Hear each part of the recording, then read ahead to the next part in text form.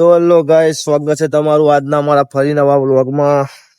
દિવસની શરૂઆત થઈ ગઈ છે પણ એટલી બધી કઈ ખાસ થઈ નથી. અને અમે આયા છીએ વ્લોગ બનાવવા માટે.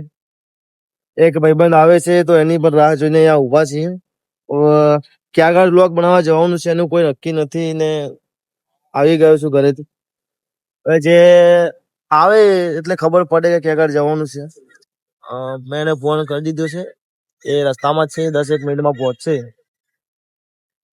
હોપ કે તમને અમારા વ્લોગ ગમતા હશે.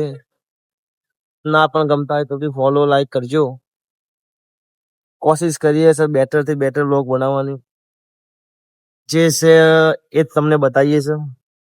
બરોબર, તો એ ભાઈબંધની રાહ જોઈએ છે, એ આવે પછી ક્યાં આગળ જવાનું છે ને ત્યાં જઈએ છીએ એ વ્લોગમાં અમે તમને બતાવતા રહીશું.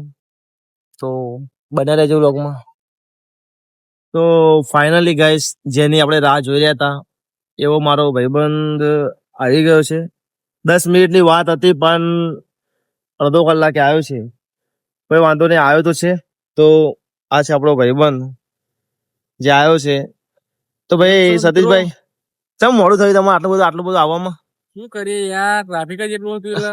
ચો આગળ ટ્રાફિક પર આવવા. અરે યાર, અત્યારે તો બહુ ટ્રાફિક જોવા મળે છે રસ્તામાં. ફાઇનલી આપણે આવી તો ગયા છે, હવે જોઈએ આપણે બ્લોગ બનાવીએ. તો આપણે ક્યાંની તમારી રાહ જોઈ રહ્યા, તમે કહો કે આપણે જવાનું છે આગળ. ભાઈ એ તો આપણા બ્લોગ માં બતાવીશું કઈ જવાનું છે. ચાલુ રાખો, અંત સુધી બન્યા રહો. તો ગાઈસ, બ્લોગમાં બના રહેજો. હવે અમે ક્યાં જવાના છે તમને બતાવીશું બ્લોગમાં. ચાલો. તો ગાઈસ, મારો ભાઈબંધ અમને લઈને આવ્યો છું અમદાવાદ. અમદાવાદમાં કયું છે આ? શું છે અહીંયા? આ છે ભમરી કુવો. અચ્છા, ભમરી કુવો. તો એને એવું માનવું છે કે અહીંયા જોવા માટે ઘણું બધું છે. મને તો એટલું બધું કઈ ખાસ લાગતું નહીં, બટ અમે બંને આવ્યા છે. જો આને કીધું એટલે હું આવ્યો છું. તો જોઈએ અહીંયા એવું શું ખાસ જોવા જેવું છે. તો ફાઇનલી અમે બંને ઉપર આવી ગયા છે. જે ભમરીયો કૂવો છે એના ઉપર આવી ગયા છે. આ સતીશભાઈ છે, એ બી આવી ગયા છે. એમના એન્ટ્રી પાડવાનો બહુ શોખ પાછો. હવે એ આપણને એનું ઇન્ટ્રોડક્શન આપશે કે એના વિશે માહિતી આપશે. એમને વધારે ખબર છે મારા ખ્યાલ મુજબ. જોઈ લો મિત્રો, આ છે ભમરી કુવો, જે અમદાવાદમાં આવેલો છે. અને 15મી સદીમાં આનું નિર્માણ મોહમ્મદ બેગડા દ્વારા કરવામાં આવ્યું છે. તમે જોઈ શકો છો ભમરી કુવો. ખાલી એનું બાંધકામ જોવો તમે ખાલી મિત્રો. આ એક વાવ જેવું છે. અહીંયા અંદર પાણી પણ છે. કબૂતર નાના નાના ઘર છે ઘણા બધા છે. પૂછતે નહીં પણ બહુ સારું છે. મને તો ગમ્યું. અત્યારે હમણાં તો કઈ ખાસ લાગતું નતું, પણ અત્યારે લાગે છે કે ના છે. અને સતીશભાઈ નું કેવું એવું છે કે જ્યાં આમાં નાના નાના જે ગેટ જેવું દેખાય છે એના ભોયરા છે, જે અલગ અલગ જગ્યાએ નીકળતા હોય છે. આ બાજુ તો આવું તમારી બાજુ છે યાર. આપડે કુવા અંદર જવાનો રસ્તો પણ આવેલો છે ગાડી, જે આ બાજુ આવેલો છે. કુવા અંદર જવાનો રસ્તો અંદર જવાનો રસ્તો હતો પણ અહીંયા લોક મારી દેવામાં આવી છે. લોક કેમ મારવામાં આવ્યું એનું કોઈ કારણ ખબર તમને? એનું કારણ હું તમને કહું છું, આપણે ફેરવો છો. કહી દો આ કોલેજ વાળાના ત્રાસથી આ લોકોએ તારું માર્યું છે યાર. વાંધો નહીં ગાઈસ, અંદર જવાય એવું હોત તો અમે તમને અંદરનો નજારો પણ બતાવે, પણ કરમની કઠણાઈ કે અહીંયા લોક મારેલું છે. આ કોલેજ વાળાના ત્રાસથી યાર મારીશું. વાંધો નહીં, કોઈ પણ નેક્સ્ટ ટાઈમ જઈશું. આ બાજુ પણ છે પણ આને લોક મારેલું છે.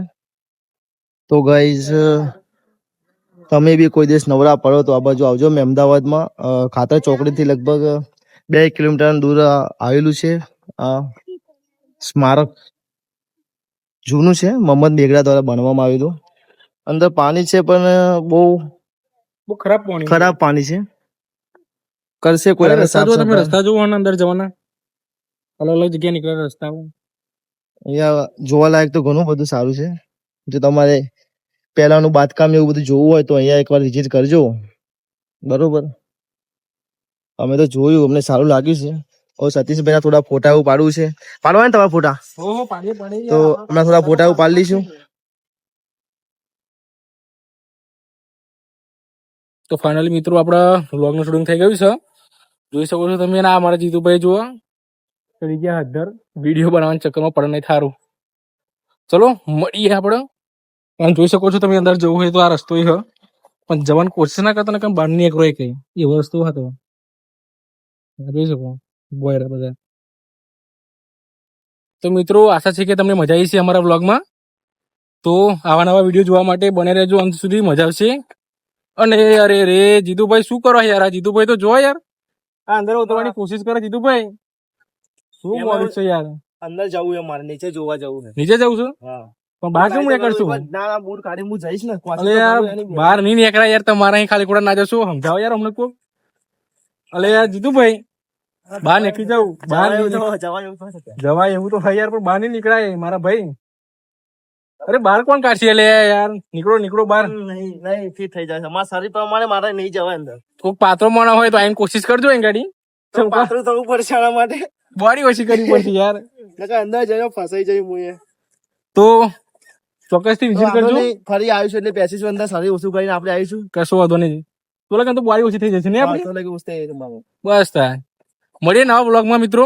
બરાબર, બને રહેજો, મજા આવશે.